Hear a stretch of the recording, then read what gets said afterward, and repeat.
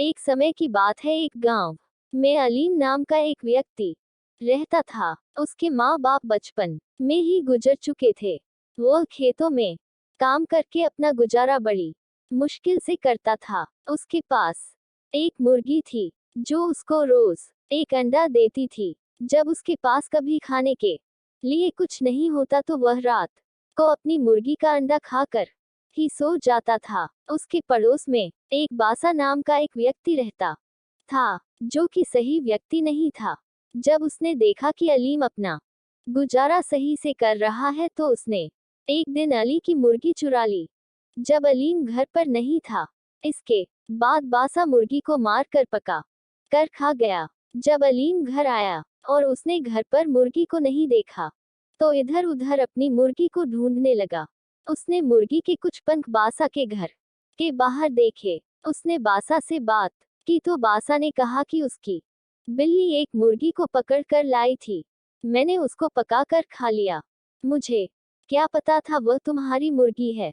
अलीम ने बासा से कहा कि वह इसकी शिकायत न्यायाधिकारी से करेगा। ये बात सुनकर बासा ने मुर्गी की जगह अलीम और को एक छोटा बत्तख दिया। अली ने उस बत्तख को पाला, जिससे कुछ दिनों बाद वह बत्तख बड़ा हो गया और अंडा देने लगा।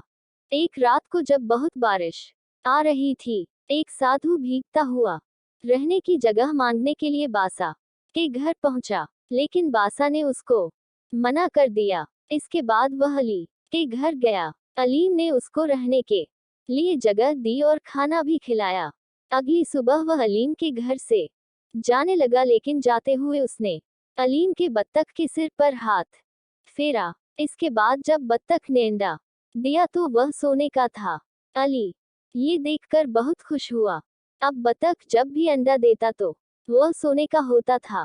सोने के अंडे को बेचकर अली की सारी गरीबी दूर हो गई, लेकिन फिर भी वह साधारण जिंदगी ही जीता था।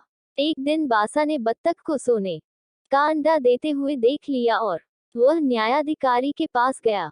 वह न्यायाधिकारी से बोला कि अलीम ने कल मेरा बत्तख चुरा लिया है। जब न्यायाधिकारी ने अली से पूछा तो उसने सारी बात बताई कि किस तरह बासा ने ही उसको बत्तख दिया था। न्यायाधिकारी ने कहा कि मैं कल इसका फैसला करूंगा कि बत्तख किसको मिलेगा। बत्तख ने रोज की तरह न्यायाधिकारी के पास भी सोने का अंडा दिया।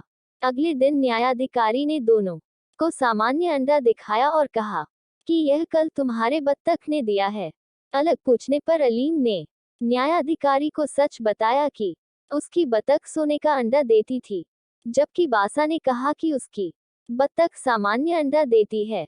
न्यायाधिकारी ने एक नया बत्तख लेकर बासा को दे दिया और अलीम को सोने का अंडा देने वाली बत्तख दी।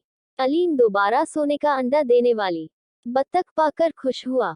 सीख: हमें कभी भी लालच नहीं करना चाहिए और दूसरों को देखकर ईर्ष्या नहीं करनी चाहिए।